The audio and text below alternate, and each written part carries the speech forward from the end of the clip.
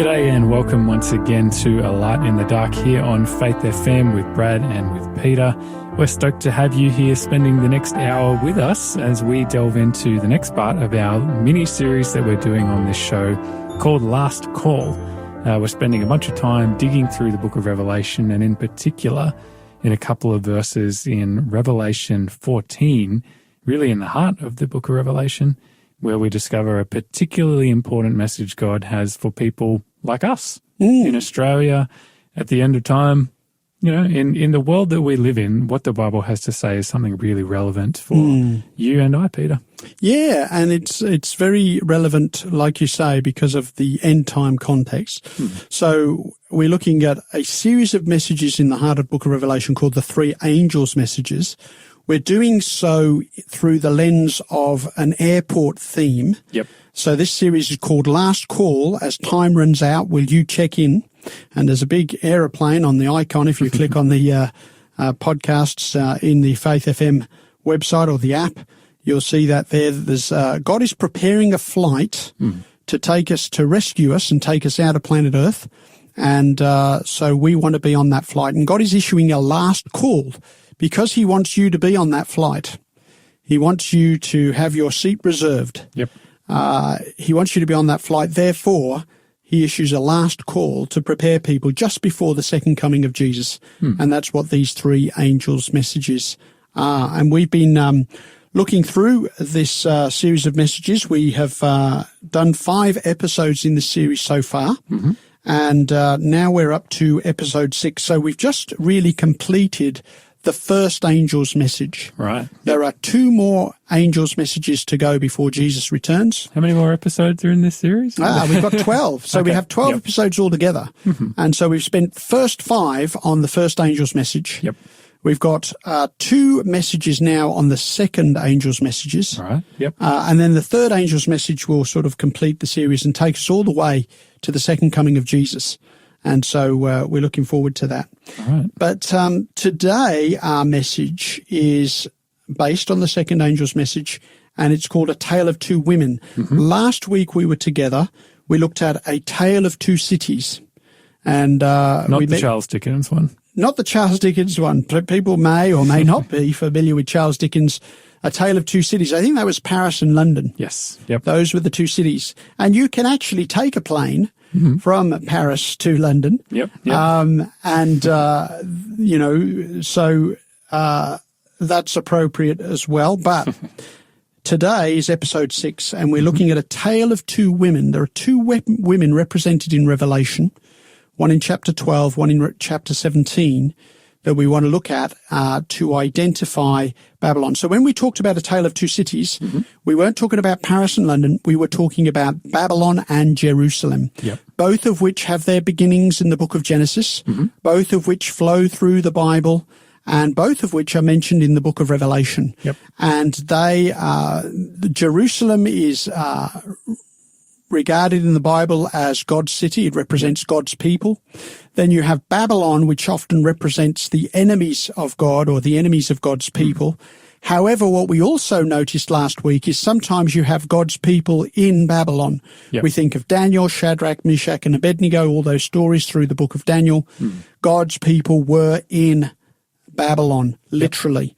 And we want to see how God gets people out of Babylon and on their way to Jerusalem. And in Revelation, that's symbolic, right? So when we were talking in the Old Testament and the Tale of Two Cities, we were looking at literal Babylon, which is in the country of Iraq, and literal Jerusalem, which is in the country of Israel. That was literal, before Jesus and in the time of Jesus. But post the time of Jesus, we still find these 2 cities in the book of Revelation, but they are symbolic. And we want to understand, what do they all mean? Yeah, well, if I recall correctly, when we were talking about Jerusalem, the symbolism for that is to do with peace. Well, yeah, the city of peace. That's the name of Jerusalem means the city of peace. Now, of course, that's ironic if you look at Jerusalem today. Of course, yeah. Because it's far from peaceful. I've been there 3 times. And there is a whole mix of people that live in Jerusalem, even in the ancient city. Well, the whole city's divided in two these days, well, right? there's I think there's 5 out of 4 quarters or something. Okay, So, there's the, the Jewish quarter and the Muslim quarter and the Orthodox quarter or something like that. And so there are lots of different sections to Jerusalem. And, oftentimes there is a conflict between the vying parties. Yep. And so, in reality today, the Jerusalem in the Middle East is far from the city of peace that God intended it to be. Yep. But the good news is that's not the one God is leading us to. Yep. The good news is that in the book of Revelation, there is a new Jerusalem that God is leading his people to. And that's important to remember. And if that one is symbolic and not literally in the Middle East, then the Babylon that is spoken of in the book of Revelation is also not the literal one in the Middle East, but is symbolic of something else. And that's what we're going to jump into today, Brad. All right, that's interesting stuff. And I guess before we go a little bit further on, we want to remind everybody listening that you can always text into the show on 04. Please do. Yeah, we love hearing your comments and your questions. And if you think we're wrong or you think we're right or anywhere in between, we'd love to know. Feel free to fire us questions about any of the topics we're talking about on 04 888 808 31. So that is 04 888 808 31. And if you save that number in your phone, it's the number that you can use a little bit later on in the show today to claim a free offer that we're going to be sharing a little bit more about a little bit later on. But Peter, I guess as we're getting into this topic today, I want to ask you, what's the most convincing fake thing you've ever come across? Ooh. A fake football jersey, maybe? I remember when I was in Thailand on my way to Australia. We spent a couple of weeks in Thailand, and in Bangkok, I wanted a Tagger watch. Ah, yep. And I remember buying, somebody bought me, or I bought that's right, I think I bought a fake Tagger watch. Did you know it was a fake? Oh, I did, absolutely. Oh, okay. But I want to preface this by saying I was not a Christian at the time. Okay, sure. However, somebody also from overseas bought me a fake Rolex watch. Oh, okay, yep. And they looked pretty good. Yeah. They looked, I don't think that they didn't have the sweeping hand of a Rolex or whatever. Sure. You could tell it wasn't Rolex after you'd owned it for a while. But yeah, I mean, I guess that's the job, right? If you want to make a counterfeit, the job is to make it as authentic and real as possible. Yep. To encourage people to buy what you're selling. Yep. I think the best fakes I've come across have been typically things like sunglasses. You see fake Ray-Bans and that sort of things, or a lot of the time fake football or soccer jerseys. Yeah, right. Yeah. You often come across those, and the difference tends to be that the labels start to peel off after a couple of times in the wash. Fades in the wash or whatever. Yeah. One of the funniest things I do remember seeing was when I was over in Vanuatu with my family it was a few years back now. In one of the markets there, they had this stall that was selling all of this Adidas branded clothing, but it was all just a bit wrong, but in different ways. So you had a shirt that's, instead of saying Adidas, said Adidas. You had the sandals that said Abidas, and you had the pants that said Habermas or something like that. So it was all just like very quirkily wrong in a funny way. Yeah, try to persuade you to buy those things. That's right. Not quite as convincing. Okay.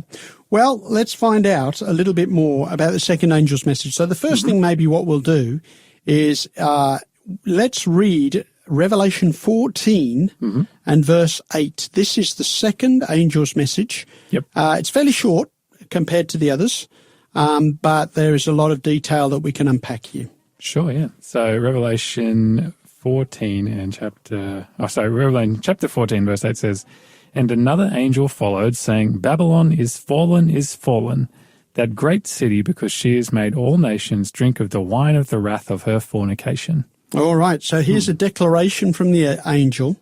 Babylon is fallen, repeats it. Yep. And I think maybe that's because it fell physically. Yeah, it's going to fall spiritually also. Yep. It says that great city, because she, noticely, so it's a she, has made all nations drink of the wine. And then it says of the wrath of her fornication. I'm going to offer a different translation there. The word, so fornication is sexual immorality. It's the Greek word used there is porneia, from which we get pornography. And it says the wine of the wrath of her fornication, or the wine of the passion of her sexual immorality. Right. Now, in this context, I have said before that the story of God in the Bible is the story of a man and a woman and their love for one another. So God has love for his people. His people are described like a woman. And so the story of the Bible is about God pursuing that woman because of his love for her. Sure, yeah. Now, when the church is faithful, or when God's people are faithful, she loves him in return. But when the church is unfaithful, the Bible pictures the people of God as being unfaithful by searching after the things of this world, or searching after the kings of this world, which we're going to read about here. And so we read about two women in the Bible. One is in Revelation 12, where you have a woman clothed in the sun. She's got the moon at her feet and a garland of stars around her head. She represents God's woman. She represents God's faithful people. Sure, yeah. Okay. Then we're going to come to Revelation 17 in a moment, where we find another woman that is described. And when we come back after the break, we're going to read that description, because in the description it plainly tells us that this is an unfaithful woman. This is not a woman who is faithful to Jesus. And so it uses pretty strong language to describe this woman. And so you have the contrast of the tale of two women, one faithful to God, the other not faithful to God. And we want to understand, who is this second woman? Why is she called Babylon, and what does that mean? All right. Interesting stuff. You're listening to A Light in the Dark here on Faith FM. Remember, you can text in on 0488 80831, and you can find all the past episodes of this series and of A Light in the Dark just in general by going to faithfm.com.au/programs. Remember, equally, you could also download the Faith FM app and discover things that way.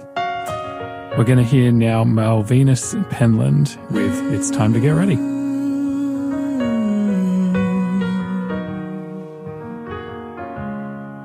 Sometimes it seems I feel so well, we'll keep on going on, and I can get so comfortable and make this place my home. Remind me, Lord, that there is more than just the things I see, to fix my eyes on Jesus and follow faithfully. It's time to get ready.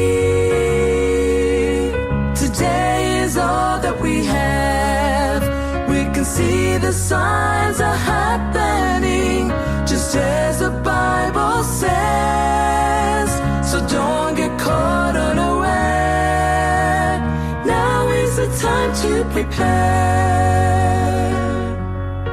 God is calling me and calling you to live for Him today, to put aside distractions and the things that lead us away, to really read our Bibles and devote ourselves to prayer, to know our dear friend Jesus, for He is always there. It's time to get ready. Today is all that we have. We can see the signs are happening, just as the Bible says. So don't get caught unaware. Now is the time to prepare.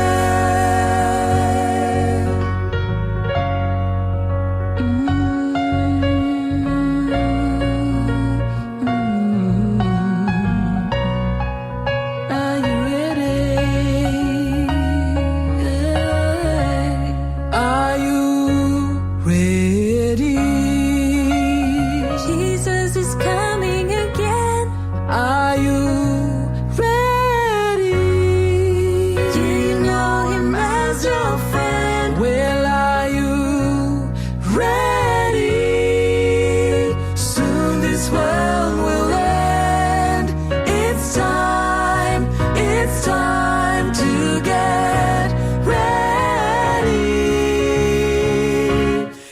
time to get ready. It's time to get ready. Today is all that we have. We can see the signs are happening, just as the Bible says. So don't get caught unaware. Now is the time to prepare. It's time to get ready.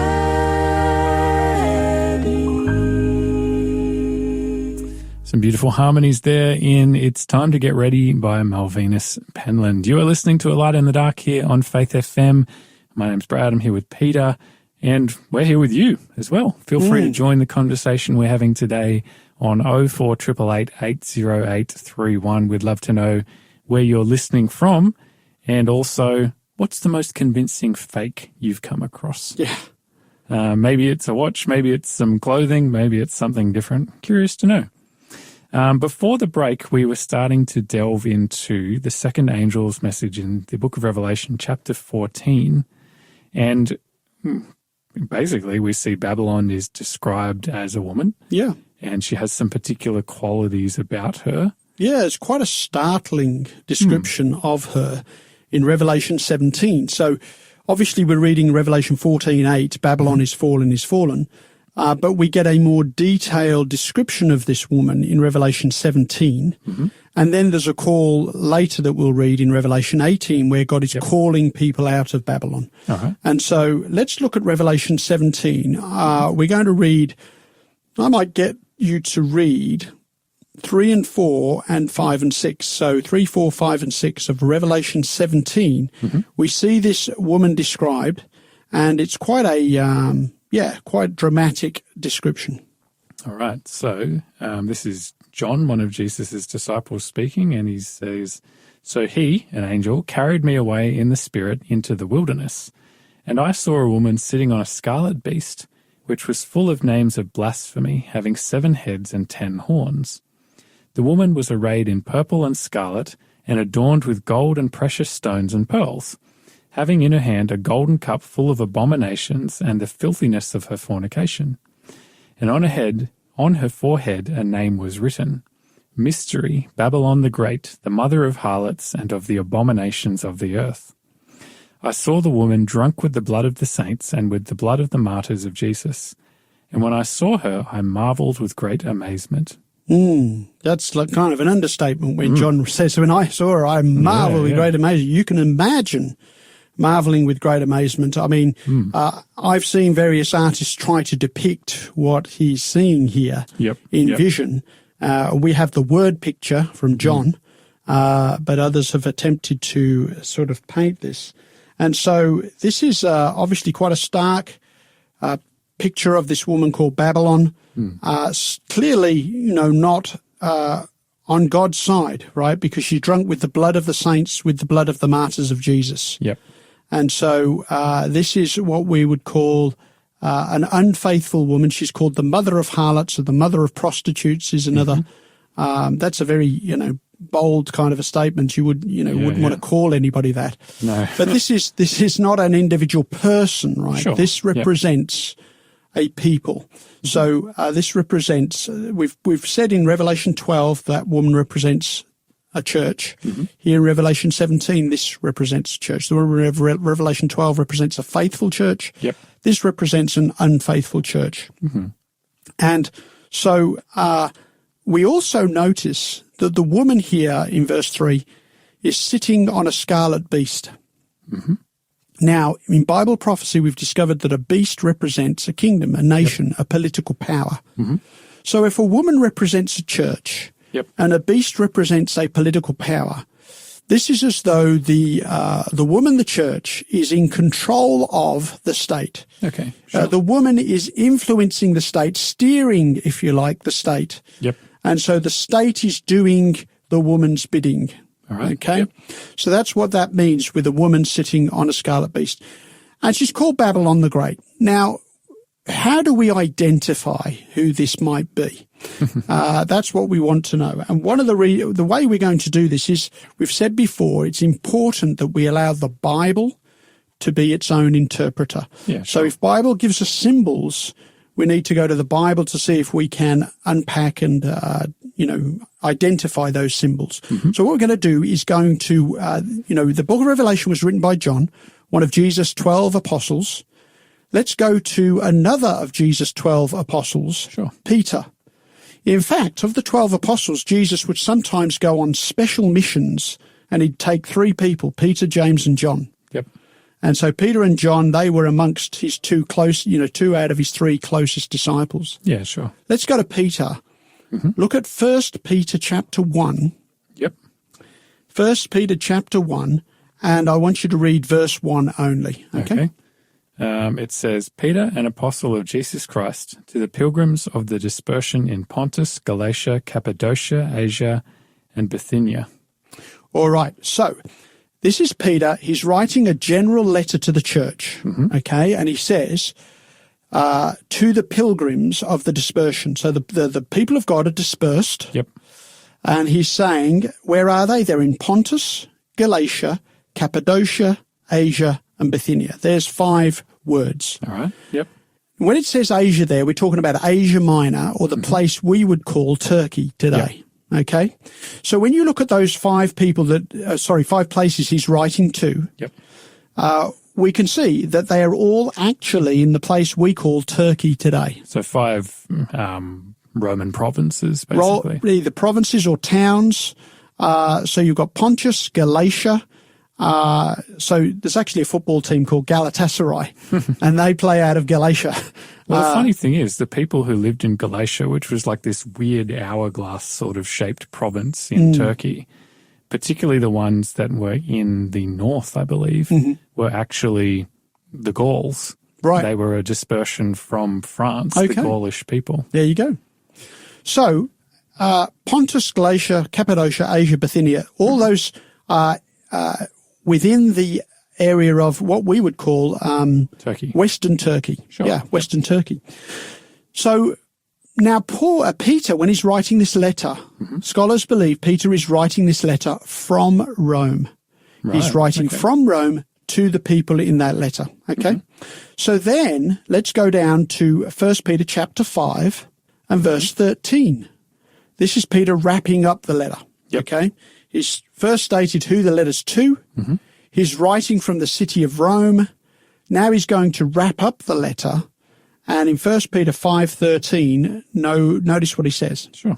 Peter says, she who is in Babylon, elect together with you, greets you, and so does Mark, my son. Okay.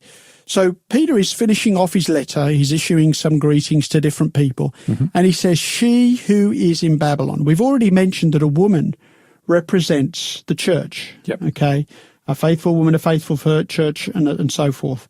So when Peter says, she who is in Babylon, elect together with you, greets you, he's saying the church, Babylon, greets you. But what does he mean by Babylon? Yeah, I don't think he's meaning physical Babylon, because at that point it was a ruined kingdom. Correct. Yeah. So scholars agree that Peter wrote his letter from Rome. Scholars agree that when he says she, that's the church, Yep. who is in Babylon, he's using Babylon as a metaphor for Rome. Sure. And the reason for that is that obviously God's people were once upon a time literally were in Babylon at the time of Daniel, right? Some 500 years before. Now Peter is using that symbolism and saying Rome is the dominant kingdom. Rome is the kingdom that occupies Israel. Yep. And he's saying, she who is in Babylon, the church that is in Rome, greets you. Okay, so Peter is there at the church in Rome. It's still in its infancy. So he's saying the church in Rome, the church in Babylon, greets you. All right, so Peter is using Babylon as a code word for Rome.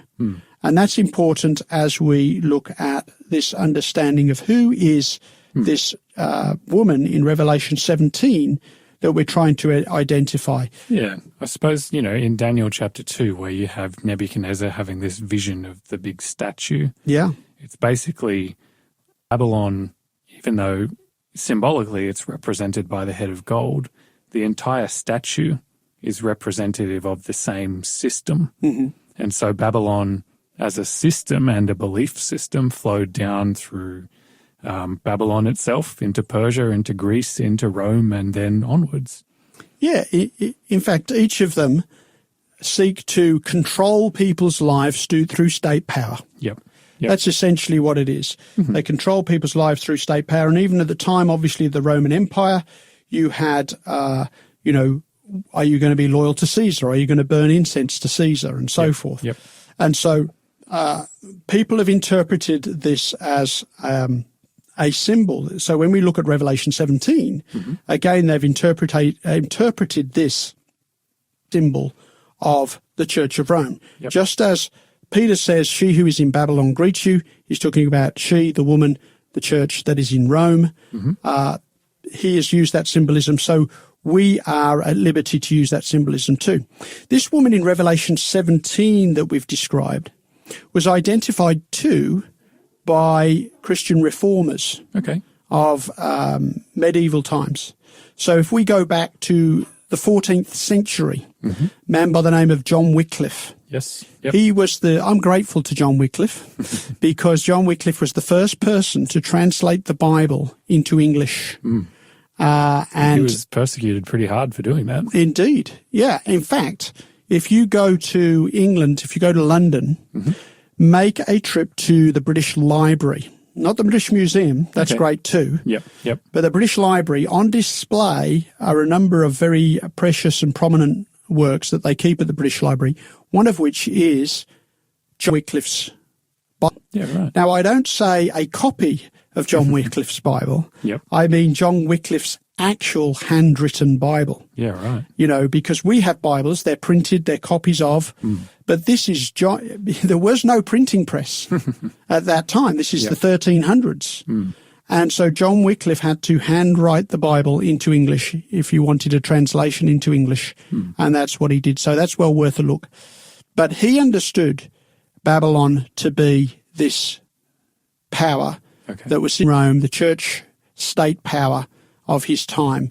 And we'll talk about some of the other reformers when we come back. All right. So obviously people of some pretty solid wisdom and authority were thinking along that same track. Interesting. You're listening to A Light in the Dark here. We are about to hear Neville Peter with a song called I Will Trust in You. Don't go anywhere. Afterwards, we're going to be back to delve into more fascinating stuff. Who can tell the sun exactly where to be? Who can hang 1,000,000,000 stars in space out in a galaxy? I have seen the many miracles that happen every day no one else can do. So I will trust in you. Who can bear my shame, cleanse my every stain? Who will stand with me when I'm alone and speak joy to my pain? Who can take my broken heart and give me strength to make it through like you do? So I will trust in you. And when my heart is torn, I will trust you in the storm. For in the end I will shine just like gold. To know you in the fellowship of your pain and suffering is part of your plan to make me whole. Who can change my heart and make it last always? Who can turn my sorrow into joy and into songs of praise? Hallelujah. I have seen the wonder of your love and your awesome mighty power. You are just and true. trust in you. I will trust in you. I will trust in you. For no one else can love me like you do. I will trust in you. I will trust in you. For no one else can love me like you do. I will trust in you. I will trust in you. For no one else can love me like you do. I will trust in you. I will trust in you. For no one else can love me like you do. I will trust in you. I will trust in you. Yeah. No one else, No one else. no one No else. one else can love me like you do. I will trust in you. I will trust in you. Hallelujah. No one else can love me like you do. That's why I'll trust in you. Yes, I will trust in you.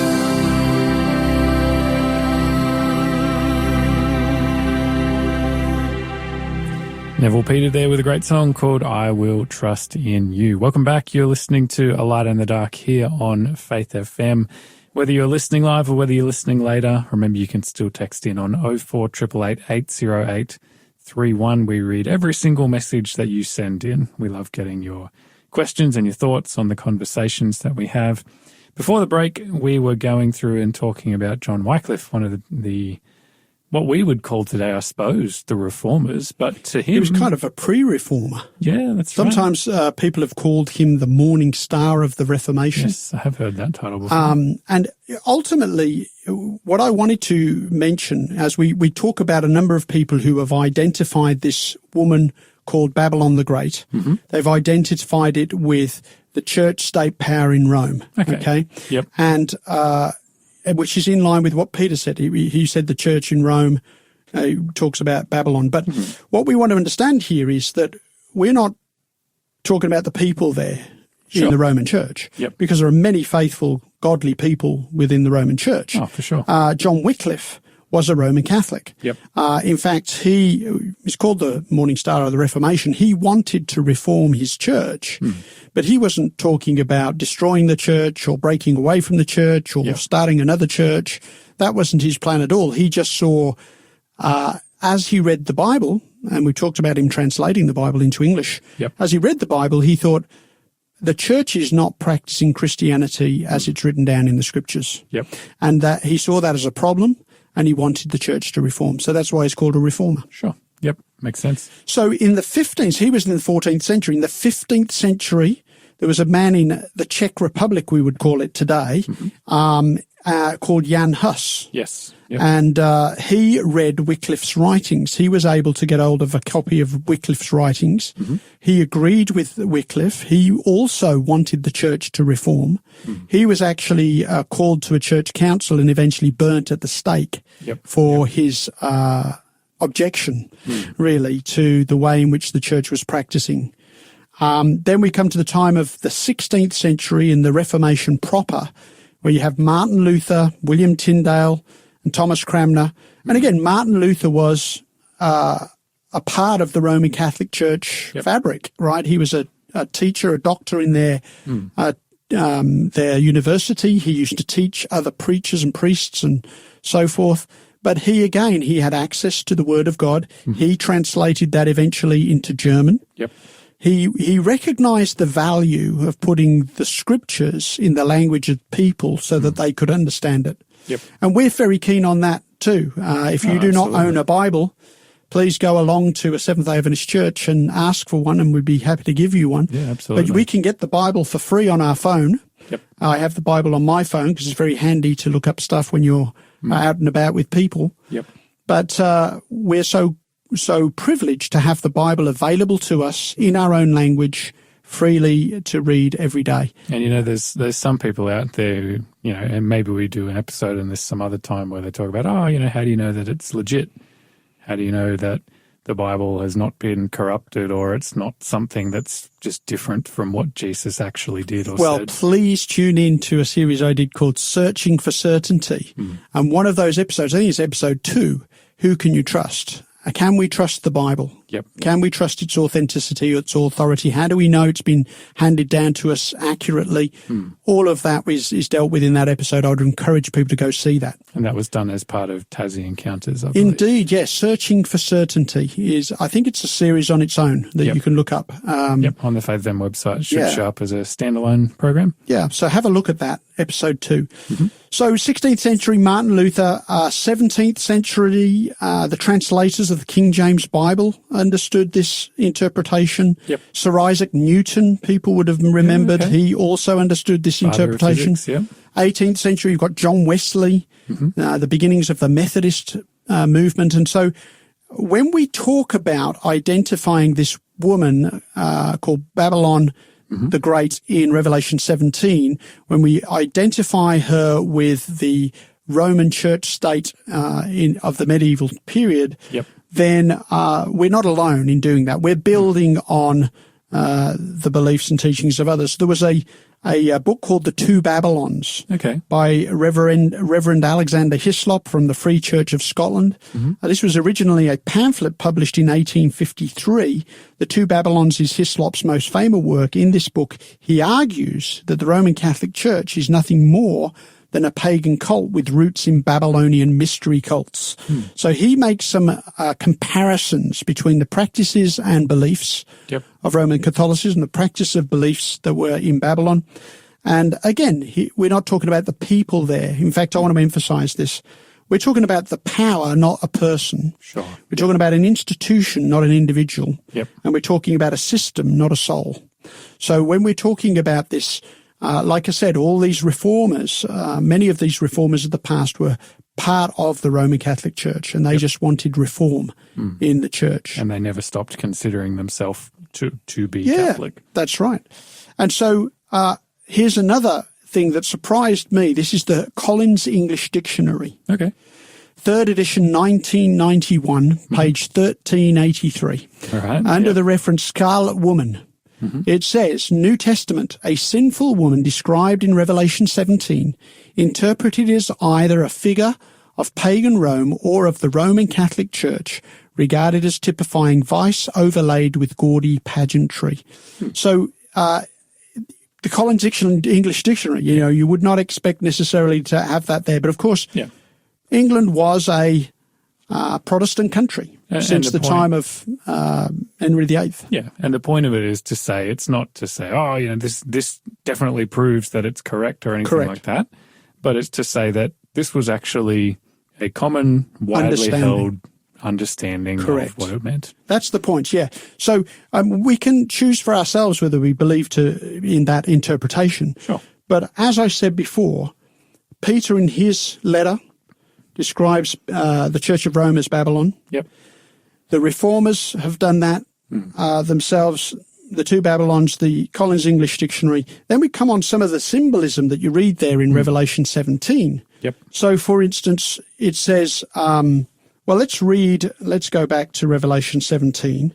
Verse is 3 and 4. Sure. In fact, we will look at verse 4. It says, the woman was arrayed in purple and scarlet and adorned with gold and precious stones and pearls, having in her hand a golden cup full of abominations and the filthiness of her fornication. Okay. So in terms of the way that some of the reformers would have identified this is it says the woman was arrayed in purple and scarlet. Well, purple and scarlet are prominent colours of the Roman faith even today. If you go to a major church gathering, especially when, for instance, they elect a new pope.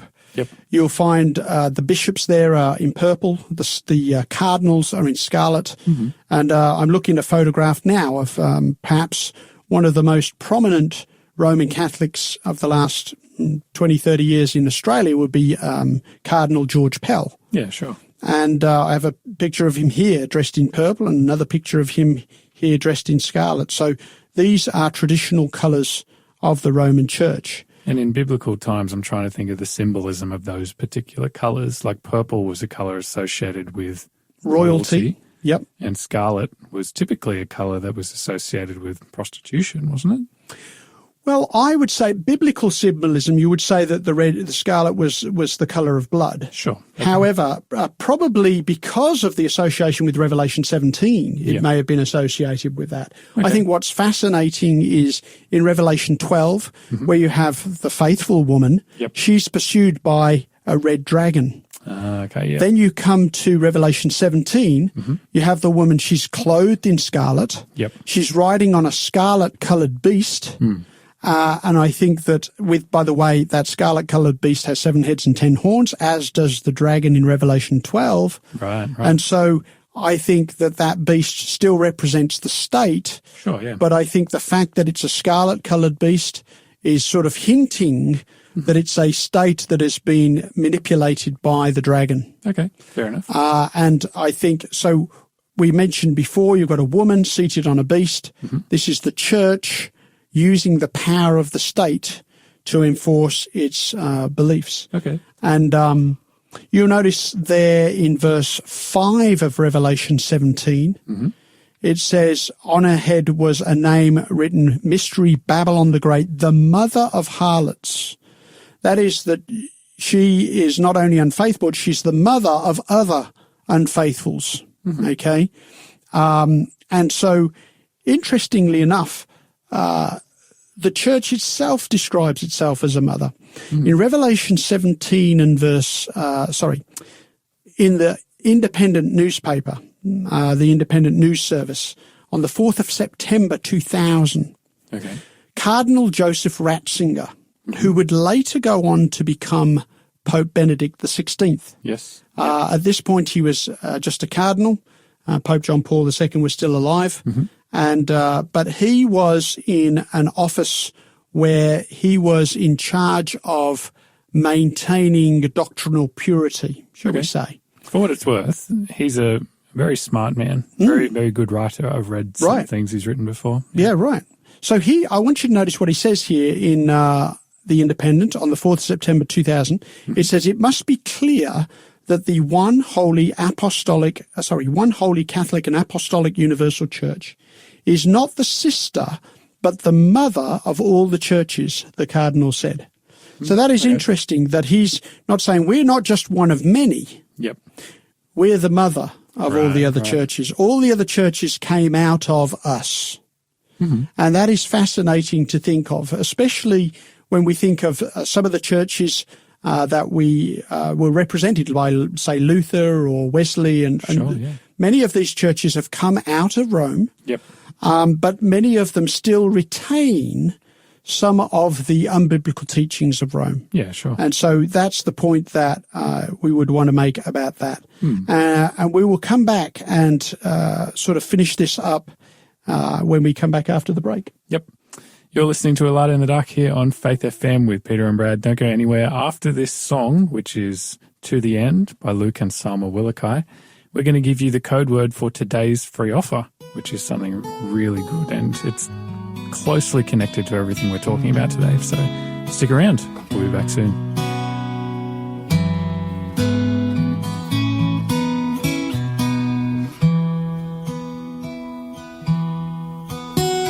Uncertainty and chaos surround you. Fear of the unknown fill hearts. Headlines talk of disaster.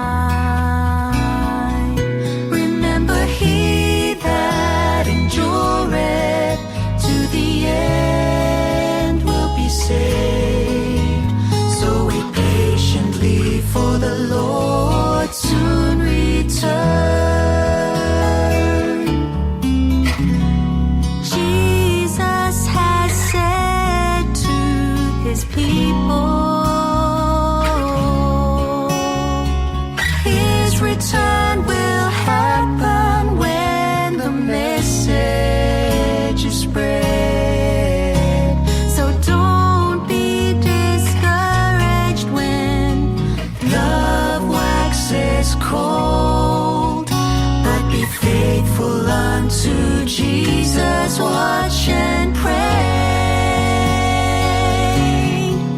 Remember he that endureth to the end will be saved. This chaotic world is only for a time. Remember he that endureth to the end will be saved. So wait patiently, for the Lord soon return. Persecution will come. Destruction will follow. But lo, I am with you always. You'll be betrayed by your loved ones, delivered to be killed. But I will be with you to the end. Remember he that endureth to the end will be saved. This chaotic world is only for a time. Remember he that endureth to the end will be saved. So wait patiently, for the Lord soon return. So wait patiently, for the Lord soon return. You just heard Luke and Salma Willikai with To the End from an album called A New Song Collective Volume 2. Hey, it's time to give away the code word for today's free offer here on A Light in the Dark. And if you've been enjoying what we've been talking about today, you want to understand it a bit further, you want to start delving into Revelation and wrapping your head around, this whole idea of this woman and these beasts and what's going on and how it all fits in terms of Earth's history and Bible prophecy. We've got a book for you today that's really going to help you unpack it by Steve Wahlberg. It's called The Bloody Woman and the Seven-Headed Beast. So exactly the sort of thing we've been talking about. And obviously, Peter, we don't have time to unpack every single detail. We don't. In a short show like this. Yep, get your hands on this book. It's completely free. There's no obligations to you. All you need to do is pull out your phone and text today's code word, which is ALD49. ALD49. You want to text the code word to our show number, which is 0488 808 31. So one more time, ALD49. Text that code word to our show number 0488 808 31. And hey, for the sake of it, I just want to throw out an invitation to you as well. If you're listening to this and you're thinking to yourself, there's some really interesting, important stuff here. I'd love to study the Bible. I'd love to study the book of Revelation to understand what's going on here more. If it's got your attention and you're thinking to yourself, I want to know more, get in touch with us here at Faith FM. We have teams of ambassadors all around the country, friendly local people who would love to study the Bible with you. Yeah, absolutely. So that's the go. All you need to do, you can contact us on 1-800-FAITH-FM. That's our station number. Or you can text in on the show number, the same number that you'd use for claiming any of the free offers on our shows. And if you're listening to this, maybe a few weeks or months down the track as a podcast, all of the offers are still available for you to claim as well. All right, well, we're up to the last little segment of our show for today, Peter, and I guess we better wrap this up in terms of the symbolism of this woman and also the beast that she's riding sure. on. So once again, this episode is called A Tale of Two Women. Mm-hmm. So Revelation 12, we have a faithful woman, represents God's people. Revelation 17, we have an unfaithful woman, represents an unfaithful church. Okay. And when we talk about the beast that she's riding on, you've got the woman, the church, riding on a beast representing the state. Yep. And so the beast is the woman is using the state, or the church is using the state to enforce its beliefs. If you think about Christianity, you think about Jesus back in the time when he was here with his disciples. Yep. He didn't go around threatening people. He didn't say the government's going to arrest you and put you in jail if you don't believe what I tell you to believe. There was no coercion. There was no force necessary. God, I believe, God is the God of freedom. That's why I love the fact that I live in a free country. I've always lived in a free country. I've lived in the UK. I've lived here in Australia for the last 30 years. I love it. And the reason it's free is because it was born out of those Christian principles of the freedom of religion, the freedom to practice your faith according to your conscience, not according to what the government tells you have to do. And for what it's worth, maybe we ascribe to the past a lot more religious freedom than actually existed. I think that's right. Because even if you think about the Roman Empire, there was a measure of religious freedom. The Romans kind of said, look, we're not going to force you to stop practicing yours, but you better make sure you do what we tell you. You got to pay your taxes. Yeah. And you got to, basically, what came along with that is you got to be faithful to Caesar. Exactly. You had to more or less say, all right, well, if you say so, we acknowledge that Caesar is the king and the emperor, and he has the authority of a god. And even in the Bible, it will say, obey the, civil authorities. So long as you're not contradicting the word of God or the 10 Commandments, then you can obey the civil authorities, be a loyal, law-abiding citizen, right? But when the government is telling you to do something that is against a biblical teaching, or particularly replacing a Bible commandment for a commandment of man, that's when you have to make a choice to be loyal to God. For sure. All right, let's dive in here. I want you to read Revelation 17:18. It's at the end of that chapter. We're talking about this woman, and I want you to read that. Revelation 17:18. All right, it says, "And the woman whom you saw is that great city which reigns over the kings of the earth."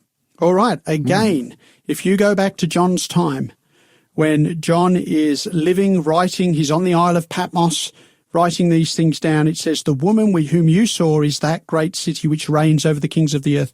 Who could that possibly be at the end of the first century? Well, it's Rome. Has to be. That's the great city at that particular time. And so it's not a coincidence that great reformers through the ages have understood who this power would be. Yeah, sure. Now, when we talk about it being Rome, it's not Rome alone. Okay. Because it's Rome plus the daughters that came out of Rome, plus the kings of the earth. There's a whole confederacy here. At the end of time, there's going to be a whole confederacy that attempts to coerce, push, force people into worshipping a certain way. But there are some people that choose to follow the Lamb wherever he goes. And the Lamb, of course, is Jesus. And that's what we want to do. Many of God's people are also in this Babylonian system. Just as we said that in ancient times, in the time of Daniel, there was God's people in Babylon. There comes a time when God calls his people out of Babylon and says, I want you to go back to a new Jerusalem. And in fact, that imagery that we have, or that literal event happened in the Old Testament, where you had the kings of the East, Cyrus of the Medes and the Persians, coming to overthrow Babylon. Babylon had fallen. Then he allows people to leave Babylon and go to the New Jerusalem. Not everybody did. A lot of people stayed in Babylon. But those who wanted to go back to the New Jerusalem did that. They went back and they rebuilt a New Jerusalem. That actual event symbolized in the book of Revelation, and says that some of God's people are going to be captive in Babylon. God is saying, I want you to come out of Babylon because it's going to fall. And I don't want you to be caught up in that. So let's take a look at Revelation 18, 1-4, just in closing for today, because we want to understand what this is saying. Sure. So Revelation 18, 1-4 says, "After these things, I, John, saw another angel coming down from heaven, having great authority, and the earth was illuminated in his glory. And this angel cried mightily with a loud voice, saying, Babylon the Great is fallen, and has become a dwelling place of demons, a prison for every foul spirit, and a cage for every unclean and hated bird. For all the nations have drunk of the wine of the wrath of her fornication. The kings of the earth have committed fornication with her, and the merchants of the earth have become rich through the abundance of her luxury. And I heard another voice from heaven saying, Come out of her, my people, lest you share in her sins, and lest you receive of her plagues. All right, so here we have a call. Mm-hmm. Babylon is fallen. That's repeated again from the second angel's message. Yeah. And it's a call to come out of her, come out of Babylon, my people. Very important to understand. God has people who are in Babylon. Yep. They're his people. So it's not that if they're part of Babylon, they must be unfaithful or they don't like God or whatever. No, God is saying, I have people in Babylon. Yep. But God is calling people out of Babylon.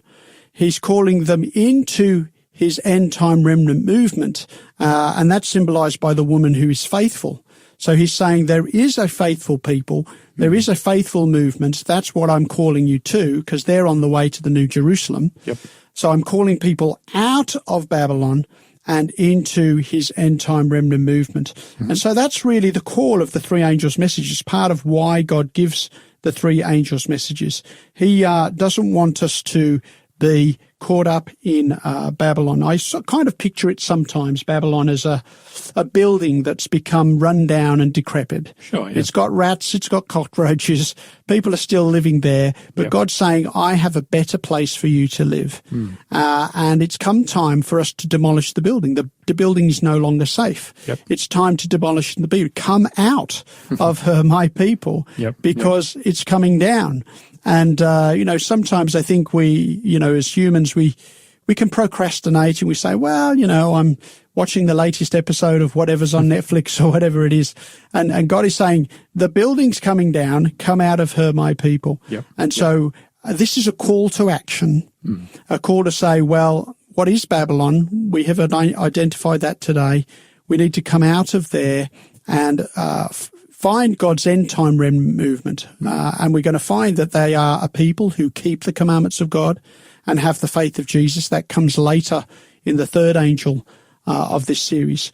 But because of God's love, he sets up in the first angel what we're to do. We're to fear God, give glory to him, and worship him who made the heavens and the earth. Because the hour of his judgment has come, we are to worship God, the creator. Then he talks about the fact that Babylon is fallen, and now he's saying, come out of Babylon, because it is no longer leading you towards God. And that's what God wants. So he says, come out of her, my people. Jesus says, come to me, all you who are labor and heavy laden, and I will give you rest. And so that's what Jesus wants us to do. Sounds good to me, is all I can say. Yeah. All right, thank you so much, Peter, and thank you for everybody who's tuned in to A Light in the Dark today. Thank you for your messages. If you are interested in claiming a copy of today's free offer, you still have the opportunity to do that. A great book called The Bloody Woman and the Seven-Headed Beast, all of what we've been talking about today. All you need to do is text the code word ALD49 to our show number 0488 80831. Thank you for tuning in today, and we'll see you again same time next week.